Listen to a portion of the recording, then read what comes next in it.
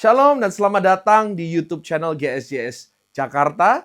Dan Anda sebentar lagi akan menyaksikan firman Tuhan yang akan memberkati hidup Anda. Jadi jangan lupa untuk like, share, dan jangan lupa untuk subscribe. Tuhan Yesus memberkati dan selamat menikmati firman Tuhan.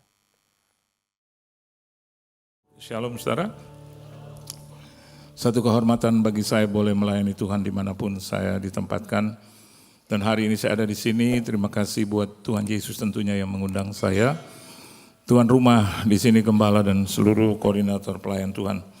Dan seluruh jemaat Tuhan yang dikasih oleh Tuhan. Saudara bersuka cita, amin. Mari kita melihat kebenaran firman Tuhan di dalam satu ayat penting. Yaitu di dalam suratan 1 Petrus pasal yang ketiga, ayat yang ke-9. Saya lihat muka-muka yang segar ini, ya.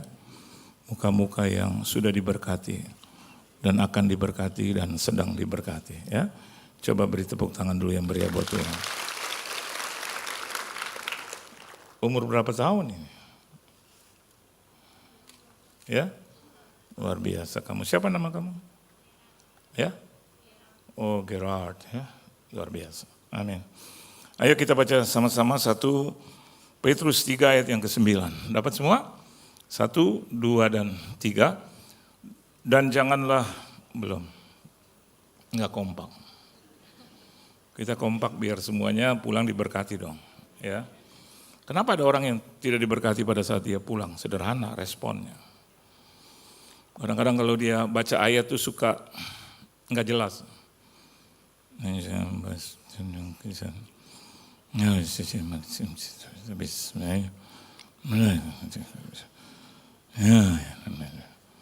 Dia keluarnya keluh kesah. Tapi kalau baca ayat dengan tegas. Oke? 1, 2, 3. Dan janganlah membalas kejahatan atau kejahatan dengan, tetapi sebaliknya hendaklah kamu memberkati. Karena untuk itulah kamu dipanggil, yaitu untuk memperoleh berkat. Kita dipanggil Tuhan untuk memperoleh berkat. Betul nggak? Jangan bilang saya haus berkat nih pendeta. Ada banyak orang bilang begitu, Pak Yohan kalau ngomong soal berkat terus, enggak juga. Saya rasa Anda senang juga kalau ngomong tentang diberkati Tuhan. Tuhan adalah segalanya, betul. Tetapi berkat itu juga mengikuti bagi orang yang percaya kepada Tuhan. Buat apa kita percaya Yesus tapi enggak diberkati? Betul nggak? Hidup merana terus, kalau nggak merana merene. Betul nggak? Merana merene. Ya. Hidupnya susah melulu. Saya punya teman hidupnya susah melulu. Biarpun udah diberkati dia bilang susah terus. Ada masalah, nggak ada masalah, mukanya begitu aja terus. Ya. Terus aja begitu. Nggak pernah berubah. Jadi pada satu hari saya jumpa dengan sahabat saya dan istri. Terus saya lihat gitu. Ternyata ini ibu mungkin karena punya masalah. Jadi saya panggilnya tante. Tante, dia bilang kurang ajar loh gitu. Saya tersinggung juga, kenapa? Gue teman SD loh. Oh ampun Tuhan Yesus. Ya ampun. Saya tidak mau menyakiti, terus saya bilang, iya kita sama-sama satu. Iya kenapa lo bilang tante? Gue bercanda. Bercanda yang mengandung kebenaran gitu. Habis semua rambutnya putih. Putih, gak ada hitam lagi. Rambutnya segini. Saya lihat dia, saya jujur kalau 1:30 pagi saya lihat dia, wah.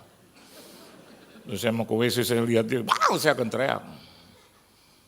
Dan saya tanya, kenapa sih? Kenapa emang? Enggak kok, jadi mukanya begini gitu. Dan dia bilang, hidup gue sepanjang hidup susah lah. Gak mungkin. Gak mungkin. Kecuali dia pakai kuasa gelap.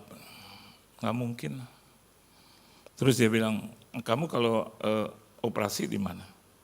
Operasi apa maksudnya? Enggak, itu muka di botox. Saya bilang di montox. Kok di botox? Enggak, lo seusia sama gue tapi sorry ya. Dia bilang mukanya susah saya ngomong. Nah, kalau saya ngomong katanya sombong. Dia bilang cemerlang. Saya bilang, puji Tuhan. Apa resepnya? Saya bilang satu, banyak tersenyum. Halo, nih, rombongan ini tersenyum semua. Kecuali tante yang baju merah nih.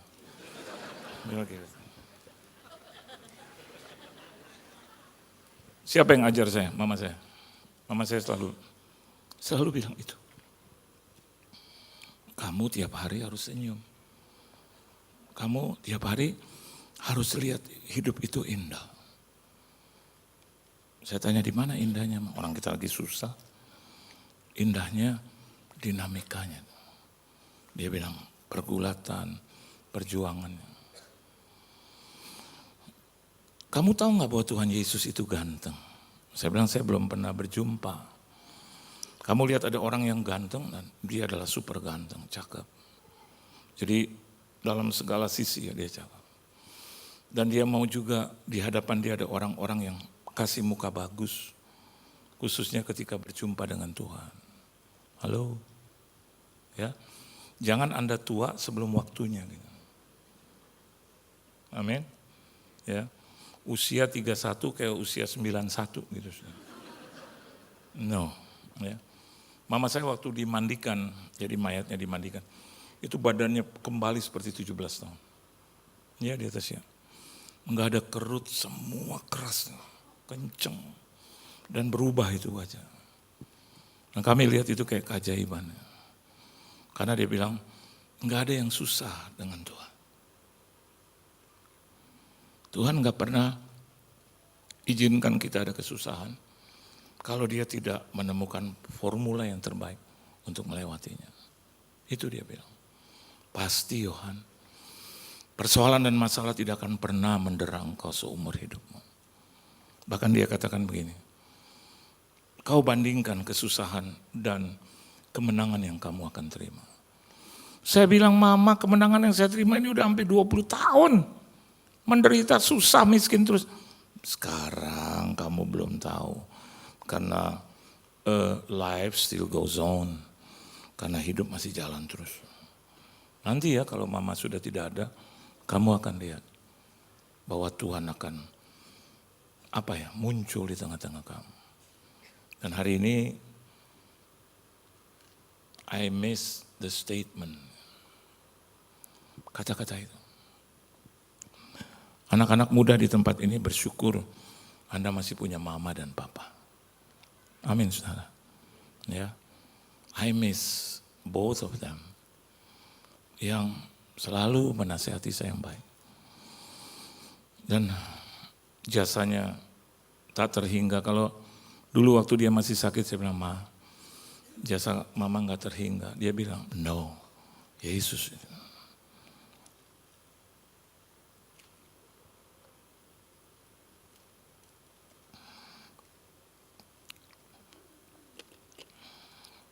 Yang membuat mama kuat katanya, oh Tuhan Yesus. Saya hanya cuman lihat dia basa-basi. Tapi now I know. Alkitab bilang gitu. Aku tahu sekarang. Roma 8 ayat 2. Kenapa Paulus berani katakan itu? Karena dia tahu bahwa hidupnya bukan dia lagi tapi Yesus. Saudara, Anda bayangkan kita sedang diancam dengan mega trust. Indonesia bahkan Jakarta saudara, diperkirakan 8,9 gempa buminya. Itu menyisir. I can imagine. Itu porak-poranda. Alkitab bilang pada saat zaman itu, ya, saya nggak tahu akhir zaman kapan, orang cari Tuhan juga udah nggak bisa. Firman aja udah diangkat. Ini kesempatan yang baik. Brother nama siapa? Ya, Stefanus, martir pertama. Ya. Saya senang lihat wajah Anda gitu. Memang dengar firman yang mumpung masih bisa dengar ya. Megatrust 9 koma loh. Anda balik lagi ke rumah Anda nggak tahu lagi rumah Anda di mana. Karena di tengah-tengah rumah Anda sudah ada 8 truk.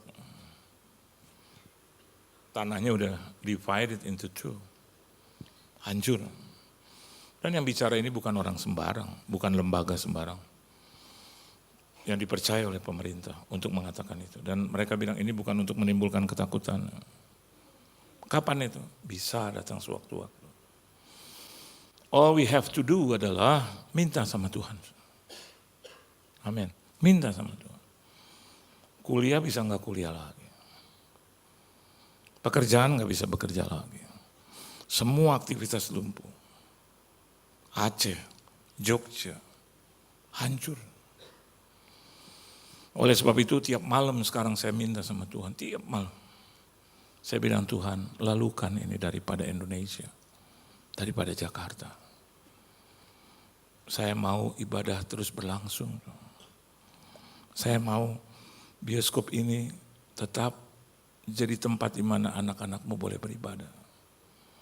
Bukankah Anda tiap hari Minggu datang ke sini dapat ketenangan? Saya tahu dari mana, buktinya Anda datang lagi. Ya, Anda mendapatkan apa? Damai sejahtera. Tiap malam minta, saudara. 2-3 orang berkumpul dalam nama Yesus. Ya. Dia hadir di tengah-tengah. Dan biarlah rumah tangga kita dijagai, disertai, dipimpin, dibela Tuhan. Nah, bagaimana kita bisa memperoleh berkat itu, mendapatkan anugerah berkat itu? Alkitab dalam bahasa Inggris katakan, ya, untuk memperoleh itu, untuk mewarisi, to inherit. Jadi kita adalah orang-orang yang terima warisan. Nah begini, coba Anda lihat kebenaran firman Tuhan. Yuk baca ayat 9 lagi pelan-pelan. Dan janganlah membalas kejahatan dengan kejahatan. Itu dulu. Kenapa demikian? Paling mudah memang untuk membalas kejahatan dengan kejahatan. Saya cerita kali berapa minggu yang lalu. Karena istrinya ngomong terus, suaminya nggak tahan, dia tampar istrinya. Dan tamparnya kekencengan. Saya tahu, he didn't mean it. Tapi kekencengan, kuasa kegelapan gitu. Kalau kita udah emosi, biasa gitu, saudara. Kekencengan. Memang dia punya badan besar, gede. Jangankan istrinya, saya aja pasti juga ambruk sama dia. Waktu dia tampar kekencengan itu, rahang istrinya bergeser. Dan diadukan polisi. Dan hari ini masih berlanjut. Dia balas. Dia lihat istrinya jahat, jawab dia hantam. Tapi Alkitab bilang, jangan balas kejahatan dengan kejahatan. Tapi suami saya, Pak, saya temukan dia di tempat tidur. Ya nggak apa-apa kan Bu, saya bilang di tempat tidur kan biasa istirahat. Tapi istirahatnya sebelah ada wanita lain. Oh, saya bilang itu beda. Itu bukan istirahat, apa dong Pak, hobi? Dia bilang saya harus balas. Balas dengan apa? Saya mau cheating. Bu, jangan. In the name of Jesus, jangan. Ya kalau begitu Pak, kalau pulang saya tombak. Bu, jangan. Tombak bukan dipakai buat itu. Jadi harus apa saya lakukan? Bu, ampuni dia. Wow, saya bukan Yesus. Saya nggak bilang juga ibu Yesus. Setidak-tidaknya mendekati ibu adalah Ibu Maria, bukan Yesus. Pak, jadi apa yang harus saya lakukan? Ampuni dia, Pak. Udah, stop, berhenti. Nggak bisa. Dia cheating. Hancur rumah tangganya. Cerai. Kalau Anda tanya kepada saya, kenapa Pak Yohan selalu bisa akur dengan istri? Nggak mau balas kejahatan dengan kejahatan. Kenapa demikian? Karena itu hak Tuhan. Halo, yuk baca ayatnya yuk. Ya, ada beberapa yang liatin saya suka gitu. Mukanya, dulu saya ngomong, mari kita buka Zefanya. Emang ada ayatnya gitu. Emang Zefanya ada. Tiba-tiba di tengah-tengah ada ibu-ibu, saya Zefanya. Bukan itu. Coba baca ayatnya saudara. Ya.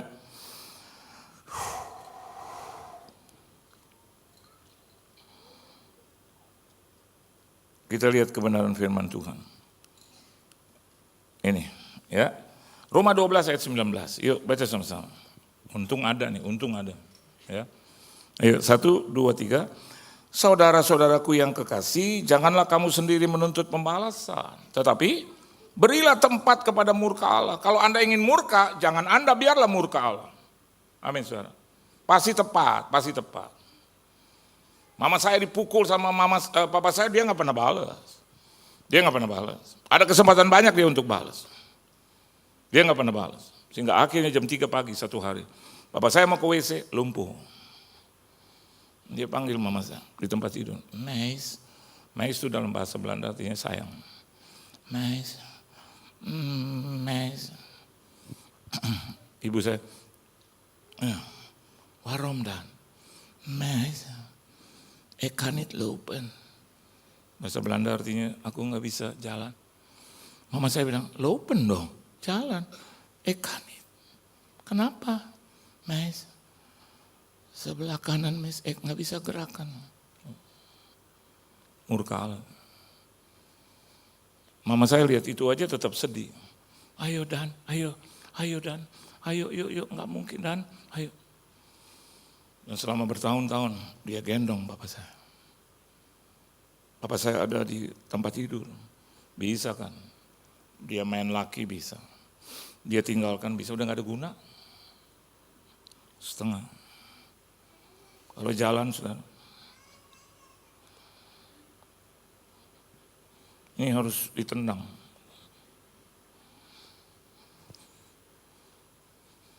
Mama saya yang cebokin dia di tempat tidur. Papa saya buang air semua di situ. Mama saya yang lakukan. Saya lihat itu contoh. Saya tanya kenapa mama nggak balas? Karena itu bagian Tuhan. Amin, saudara. Kalau Anda mau diberkati Tuhan, mau menerima warisan dari Tuhan, jangan sentuh bagian Tuhan. Amin. Sekarang polemik kan soal 10%, 90%, itu bagian Tuhan udah. Ini ibarat kata kita lagi bisnis, lagi berusaha, modalnya dari Tuhan 100%. Bukankah hidup kita dari Tuhan? Bukankah Anda bisa jadi kaya karena Tuhan? Bukankah keuntungan yang Anda dapat dari Tuhan? Modalnya dari Tuhan 100%. Terus diusahakan, dipertemukan, itu juga dari Tuhan. Terus tiba-tiba Tuhan bilang begini, kembalikan kepadaku pinjaman itu 10% aja. Masa nggak mau? Siapa sih di ruangan ini yang punya perusahaan atau punya usaha, diberikan gitu, dipinjami, nggak usah bayar, hanya kembalikan 10%. Masa nggak berani? Harusnya orang-orang yang sedang berpikir itu harus menafsirkannya juga seperti ini. Semuanya dari Tuhan. Udah nggak usah kutak-katik yang 10, coba kutak-katik dosa kita gitu. Dosa kita banyak, kelemahan kita banyak, kenapa kita nggak urus itu? Kenapa ngomongin bencian, kenapa balas kejahatan dengan kejahatan, teriak-teriak banget. Saya mau katakan buat saudara nggak pantas gitu. Bahkan kalau saya ajarkan saudara tuh saya ngomong teriak-teriak gitu, tekanan. No. Saya nggak pernah bilang you, saya selalu bilang kita, berarti saya juga terlibat, saya juga salah, saya juga punya kesalahan. Jadi hal yang pertama jangan balas. Kadang memang ada keinginan untuk balas, itu adalah sifat kita, saudara. Tapi Tuhan bilang, aku yang adil, nanti aku yang adil. Kalau kau balas, tiba-tiba bisa berlaku hukum. Tapi kalau Tuhan yang balas, Anda tidak bikin apa-apa, tapi Tuhan yang melakukan apa-apa. Siapa yang bisa salahkan Tuhan? Halo? Makan aja harus disuapin. Bapak saya tuh yang biasa mulut kotor, nggak bisa lagi. Pak buka mulutnya dan tuh diampuni dosa-dosanya. Sama mas saya, nggak pulang, bahkan maafkan saya dengan satu lain-lain lagi, gitu. Tetap habiskan seluruh harta, nggak terima warisan 1 sen pun, pergi ke rumah pembantu rumah tangga, 8 orang, 9 orang kita ditanggung di situ. Makanannya juga makanan, aduh. Kalau pergi ke buang air juga harus kurang lebih 300-400 meter. Jadi Ciputat itu 55 tahun yang lalu seperti apa? Bayangkan, harus di Empang. Anda tahu Empang? Ya? Itu yang pakai shower itu, saudara. Empang.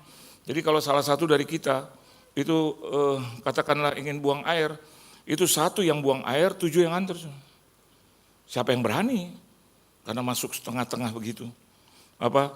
Kayak hutan gitu. Dan ular lewat, saudara. Monyet lewat. Kuntilanak lewat, saudara. I'm telling you the truth. Waduh Tuhan. Kita langsung Yesus. Mama saya bilang, gak usah takut. Bagaimana gak takut itu suara begitu. Dia terbang dari pohon jengkol itu. Kita kecil-kecil, iya di atasnya. Ini khotbah bener-bener iya di atasnya. Saya dihukum seberat-beratnya kalau saya bohong. Kita dengar, waduh. Saya bilang, oh Tuhan. Itu kita berlima, darah Yesus. Darah Yesus. Adik saya yang paling bungsu, aduh gue berdarah. Enggak, maksud kita bukan itu, darah Yesus. Pendeta itu palsu. Iya. Anda percaya setan itu ada? Ada. Ada nggak? Ada. Oleh sebab itu kita kalau ke WC rame-rame, termasuk papa saya. Orangnya tegas, keras, berani, begitu ada. Langsung tolong antar papa dong rame-rame. Kita gemeteran, iyalah Pak, Itu pegangan tangan dari ujung ke ujung. Ini ada Yesus ya, kalau saya bohong itu, oh Tuhan, cabut seluruh pelayanan saya. Kita dengar, karena hutan banget. Tapi pagi kita jadi berani semua. Maka itu saudara, kalau Anda mau seringkali orang nggak bisa tidur malam, ya. Kenapa demikian? Karena terserang. Nah, kita periksa lagi gitu. Dan itu mantu rumah tangga bilang, iya, saya punya orang tua, jadi itu. Kenapa dia cerita? Oh, pantas di situ terus. Kita kalau pulang sekolah jam 4 juga udah sampai di rumah. Bukan karena kita rajin, kita nggak mau dengar suara itu. Tapi aneh ya, sekarang orang seneng suara itu. Di bar-bar, diskotik, gitu. Orang, saya kadang suka trauma. Apalagi ini kok banyak amat di sini gitu. Jadi yang pertama itu hak Tuhan. Amin saudara. Kerjakan aja hakmu. Halo? Iya. Apa hak istri untuk tunduk kepada suaminya? Istri saya kalau saya suruh, ma kopi, oke. Aduh, hati saya, aku mau berkati dia. Di saat-saat aku lagi nggak punya uang, aku langsung punya rencana, aku mau berkati dia. Kalau aku punya duit, suka lupa lagi gitu. Ada teman saya di Surabaya, dia ngomong begini, dia sakit parah, pakai pesawat charter ke Singapura, diantar oleh suaminya. Udah koma, di Singapura koma. Terus ini suami boleh masuk, dan suami ngomong begini, ini juga kisah nyata, ya di atasnya, pokoknya kesaksian saya semua nyata lah, nggak ada yang ya pura-pura gitu enggak. Terus suaminya gini, kan nggak bergerak, cuma tut, ma, sembuh apa mas, kalau kamu pergi aku sama sopo, udah 70. Ma, gini toh ma, kalau kamu sembuh ini kan Singapura, tak kasih 1 M ma, tak kasih. Belanja opo ke tas, apa yang kamu suka berlian 1 M ma, Tuhan 1 M. 3 hari kemudian dia hidup loh. Benar di? Masih di? Oh, itu adik saya, anak saya. Sembuh, pulang ke Surabaya. Saya khotbah sudah, beberapa minggu kemudian. Saya khotbah tentang itu. Kalau saudara punya nazar, bayar. Ibunya di belakang, Dia pakai tempat bangku yang bisa begitu goyang. Begitu selesai salaman terus, Pak Johan bisa ngobrol dulu sama saya dan suaminya lagi duduk-duduk dan kamu juga. Langsung suaminya gitu, opo sih mayo ngobrol, ayo. Sama istri saya berempat, saya pikir suruh makan. Pak gini, tadi Bapak ngomong soal nasar. Terus Bapak bilang harus bayar, betul. Pak kalau ada orang janji nasar di hadapan Tuhan dan di hadapan calon mayat yang terbujur kaku. Terus kalau dia enggak bayar gimana? Oh saya bilang hati-hati, dia bisa sakit parah. Oh gitu ya Pak ya.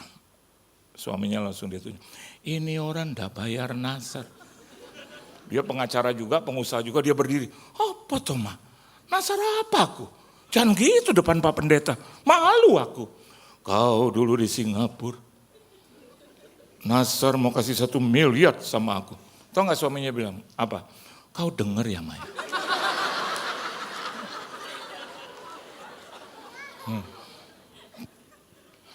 Aku denger Pak. Aku tuh sepertinya mau dibawa Tuhan, aku rela. Tapi waktu kamu ngomong itu aku balik lagi lah. Panjang umur sampai hari ini masih panjang umur. Dua-duanya hidup. Yang satu sukacita dengan 1 M. Yang satu duka cita. Hari itu juga depan saya juga dia transfer itu 1 miliar. Gak sangka Tomat kamu dengar. Dia bilang orang itu kalau mau mati Pak, iman timbul dari pendengaran. Jadi jangan balas ya.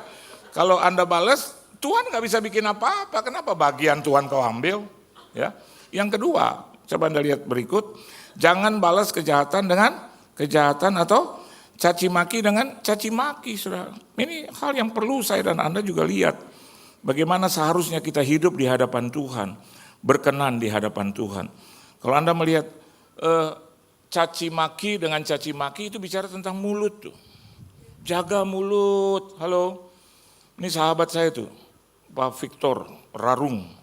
Tadi puji Tuhan loh Pak. Dia tadi bercerita tentang bagaimana dia tadi tadi malam kalau nggak salah ya. Tadi malam dia naik atau tadi pagi dia mau ke gereja. Terus tiba-tiba dia sudah berhenti sudah. Terus orang yang pejalan kaki berhenti juga di tengah jalan. Dan dia teriak. Goblok tolol, diam. Ini dia mau turun. Dia mau bilang saya sudah berhenti. Tapi waktu dia mau turun Tuhan bilang, caci maki dengan caci maki tidak boleh dibalas. Dia nggak tahan. Itu sama juga waktu saya pada satu gereja di lantai tinggi sudah lantai 8, 9. Itu kalau turun ribuan orang. Saya mau kejar lagi pelayanan. Di Cijantung kalau tidak salah. Jadi cepat-cepat dan karena ada ribuan, jadi semua masuk begitu. Saya di tengah, kiri jemaat, kanan jemaat. Jadi mereka sopir saya beda iman dengan saya. Pak saya turun, kurang ajar ini. Saya bilang jangan, karena ini masih daerah teritorial Yesus. Kan masih di gereja sudah. Ya cuma jangan mempermalukan Yesus. Baik Pak, karena engkau yang menyuruhnya gitu. Udah masih tat. Saya bilang buka kacanya. Wah itu itu anak muda. Terus dia angkat dia punya muka. Terus dia bilang, woi, sabar. Aduh, saya bilang coba tolong buka itu kaca. Karena nggak bisa masuk. Buka kaca. Terus saya cuma bilang, shalom. Dia bilang, begitu lihat saya, shalom Pak Pendeta. Shalom. Dia turun. Maksud saya, Bapak nggak ada salah. Saya berkata kepada yang di belakang Bapak. Saya lihat tembok loh saudara. Jangan suka begitu. Saya bilang, ya udahlah, it's okay. Bener Pak, saya nggak mau berdosa di hadapan Tuhan. Itu udah dosa, ya. Mulut ini saudara. jangan bales ya. Kadang-kadang kalau kita di restoran juga orang suka gitu kan. Ya, Pak, ini kok teh manis? Saya minta teh biasa. Loh tadi bilangnya teh manis. Enggak teh biasa Pak, teh manis. Terus ya udah, nggak usah. Istri saya bilang, ya udah kita bilang teh biasa kok. Udah bawa kembali. Tapi saya lihat wajahnya kenapa dia ngotot, karena itu jadi bagian dia untuk dia bayar sendiri. Padahal dia udah caci kita. Wah enggak, tadi bilang gitu, gitu. Saya juga tadi mau berdiri, ayo kita ribut dah. Jadi saya bilang udahlah, mas, iya teh manisnya saya udah pesan. Saya lupa. Terus bilang, tuh kan Bapak baru ingat ya saya lupa dalam hati saya. Aduh, sorry nih, tolol ya. Gue cuman kesian aja itu 10.000, 15.000 ya. Saya bilang iya saya baru ingat tuh mas. Iya kan Bapak kan, iya saya udah ingat tuh Bapak yang minta. Ada, ya. Yang kedua juga begitu, saya minta bihun goreng ternyata datang bami goreng. Terus saya bilang ini pembalasan dari Tuhan. Tapi saya pikir kesian juga lah. Saya bilang udah taruh bami gorengnya juga di sini. Berarti kan ruginya cukup banyak. Istri saya bilang nggak boleh gitu Pak. Kita kalau ngomong ya di atas ya tidak di atas ya. Gue cuma lihat kesian muka dia. Kayak muka nggak pernah digaji 2 tahun gitu sudah. Saya bilang udahlah biarin aja lah. Tapi Tuhan tuh baik, betul? Coba bilang Tuhan itu baik. Kiri kanan mau bilang Tuhan itu baik. Begitu saya mau berdiri, saya bilang udah mau bayar. Tahu tiba-tiba seorang pengusaha bilang Pak Johan, shalom. Pak, shalom. Anak-anak saya langsung bilang, aduh ini mujizat terjadi. Pak, apa kabar? Berdiri kita. Baik, apa kabar? Baik. Pak, sama keluarga? Iya. Pak, ini semua sudah dibayar. Tuh hanya cuma satu bami goreng salah dan teh manis. Dibayarnya the whole family. Dan the whole family bilang, berarti kamu belum traktir kita. Jadi beban bihun goreng dan juga teh ada di sini lagi. Harus pergi lagi besok lagi. Jadi yang kedua, caci maki nggak usah dibalas. Istri saya kalau lagi ngomel gitu. Ya dia bukannya orang jahat, enggak. Karena pembantunya suka salah. Dia pakai jeans biru berubah jadi putih kalau dicuci. Istri saya tanya, mana jeans aku yang biru? Enggak ada Bu. Di mana tadi kan dicuci malam-malam. Ya adanya ini. Istri saya lihat, kamu kenapa bikin jadi putih? Enggak. Air dan obat yang membuat itu jadi putih. Saya lagi buat, udah. Saya bilang, udah maafin mah. Kenapa aku kan cuma bilang, jangan lo, gua korban pertama. Celana saya bisa bolong segini. Bolong, nih. Saya nggak tahu 4:30 saya pakai. Karena ibadah jam 6. Ini di atas, di rumah kontrak. Pakai, nggak tahu kan masih gelap 4:30, masih subuh. Pada hari pertama minggu itu, pada hari masih gelap ya. Maria bangun pagi-pagi gitu. Saya pakai, udah selesai pakai jas. Duduk di mobil, tiduran. Masuk, orang udah pujian, saya di depan. Angkat tangan terus nyanyi itu. Segala puji syukur gitu. Bagimu Tuhan, terus saya Hosana na gitu. Na. Begitu na.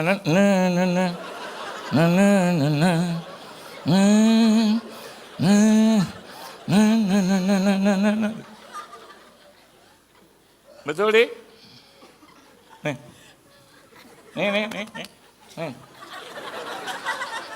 Karena celananya celana bahan. Semeter 1 juta. Biar saya nggak bisa berdiri. Semeter 1 juta. Dikasih anugerah oleh teman saya. Semeter 1 juta nggak ada guna. Baru kenal serikaan aja begitu.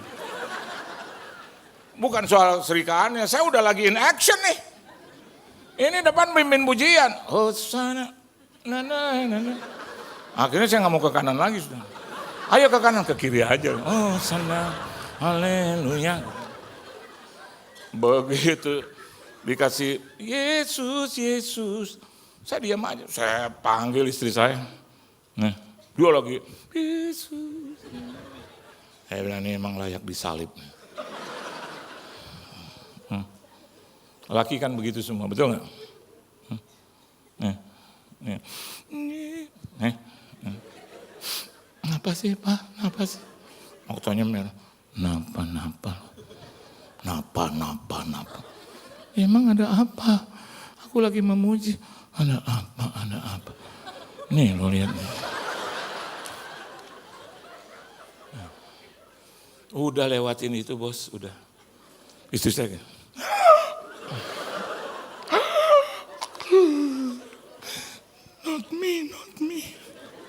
Not me. Saya tanya sama Tuhan, not me juga. Tuhan bilang, Tuhan engkau, no, not me. Oke, saya tanya setan bagaimana? Not me juga. Membantu. Saya langsung muka saya. Udah gak ada damai. Yesus. Nggak ada lah Yesus. Nggak bisa bikin mujizat begini. Benar nggak? Harusnya nyatuin lagi aja, betul nggak? Eka malunya bulu-bulu keluar semua bos. Kaos kaki kan dulu masih panjang ya, segini. Masya ampun. Gue kayak pemain cadangan PSSI ini. Siapa berani? Bapak-bapak, ibu-ibu di sini. Kelihatan dong. Ayo pemimpin pujian singers, I challenge you. Nggak berani lah, nggak mau. But the person that I love her so much di belakang saya. Dia gini, kepalanya di tengah-tengah kita. Ada apa sih? Ya nggak tahu. Mama nggak tahu ada apa. Ya nggak ada apa-apa kan. Jangan ribut di gereja. Nggak ribut. Cuman mau tanya pelakunya siapa ini. Mama saya lihat. Saya pikir mama saya, aduh tak saya. Artinya keliwatan. Dia bilang begini. It's okay. Saya mau jambak aja tuh rambutnya. Biar saya hormat dia. Mama aku gak bisa khotbah. Bisa. Kau abaikan semua. Pada saat Yesus butuh kau ada. Halo, pemimpin pujian gak ada, tiba-tiba kosong. Kau dilantik jadi pemimpin pujian, naik aja. Walaupun lagunya nanti beda. Latihannya, bila ku buka mataku, kulihat wajahmu, ternyata Anda salah. Bila yang tertulis untukmu. Saya serem kalau lihat mereka ini, suka serem. Saudara tahu, saya maju. Ibu saya bilang, maju. Saya di sini nih, kan di sebelah kanan tuh. Oh jangan perlihatkan, majunya mundur. Saya naik panggungnya mundur. Begitu dia, Yesus, saya teruskan, Yesus, kau segalanya bagiku. Begitu mereka diam, terus, Yesus, saya naik ke atas. Jadi sudah di dalam. Yesus, kau segalanya bagiku, haleluya. Begitu saya mau begini, kata mama saya bilang, langsung kau rapatkan. Begitu orang masih lihat saya bilang, tutup matamu semua. Hadirat Tuhan ada di sini. Haleluya. Persis saudara saya itu kalau ngomong, saudara, haleluya. Saudara dalam Kristus. Saya langsung haleluya. Orang pikir urapan pada gemeter bos. Berapa lama saya bisa berdiri? Bisa. Kata mama saya, kalau kau nanti khotbah jangan pernah keluar dari perlindunganmu ini. Enggak keluar kemana-mana. Dulu kan kalau panggung pakai kayu. Udah di situ aja tempat perlindungan. Amin, saudara, amin. Selesai juga, begitu selesai, amin. Yesus. Kita angkat itu pujian, kembali lagi begini. Turun ke bawah, saya langsung lari ke mobil, selamat. Saya sedang berkata kepada Tuhan, kalau memang itu menjadi bagian kita. Jangan balas kejahatan, caci maki dengan caci maki, tapi sebaliknya hendaklah kamu berkati. Begitu aman, istri saya masuk ke mobil, kita pelukan. Pak, iya di atas, iya udah percaya. Kita pulang, waduh. Kita tunggu mana itu pembantu. Saudara tahu dia lagi ngapain? Baca komik. Begitu saya masuk, Bapak. Dia nggak tahu bahaya nih. Kalau gue nggak apa-apa nih, backingan gue di belakang. Langsung, siapa yang ituin ini? Hah? Siapa? Saya bilang, "Shh." Oleh sebab itu anjing saya kalau kita bilang, siapa tuh? Langsung dia diam. Ya, Casey namanya. Kalau saya bilang, siapa ini? Siapa ini? Langsung dia diam. Kenapa? Trauma dengan itu. Siapa yang ingin celana papa? Pembantunya, enggak bu, enggak. Celana yang mana? Saya bilang, ini yang ini. Dia bilang, enggak, waktu aku lipat sih dalam keadaan baik-baik ya. Masa terjadi apa-apa udah di lemari. Udah saya bilang sama istri saya, udah diam aja. 1 bulan kemudian, nah ini yang keren, saya tutup 2 menit. Teman saya ada di Italia. Pak, sabar. Sabar bos ya. Kita selesaikan di luar. Pak, pendeta pastor, I'm in Milan. Oh ya, selamat ya. No, I wanna give you. I have 4. Just and 4 juga celana. May I know your size? Belum dia bilang size, saya udah bilang. 31, dulu 31. 31. Kenapa saya ulang 4 kali? Karena 4 jas. Balik lagi saya dapat 4 jas. Saya bilang sama pembantu saya, ini lo hancurin lagi aja nih. Tuhan Yesus memberkati, beri tepuk tangan yang meriah buat Tuhan. Haleluya. Terima kasih bagi Anda yang sudah menyaksikan tayangan dari GSJS Jakarta, dan kalau Anda berada di sekitar Jakarta, di Jabodetabek, saya undang Anda untuk bisa menghadiri ibadah-ibadah onsite kami di Mall of Indonesia di Kelapa Gading dan juga di Pluit Village Mall. Dan saya percaya Anda pasti diberkati. So see you and God bless you.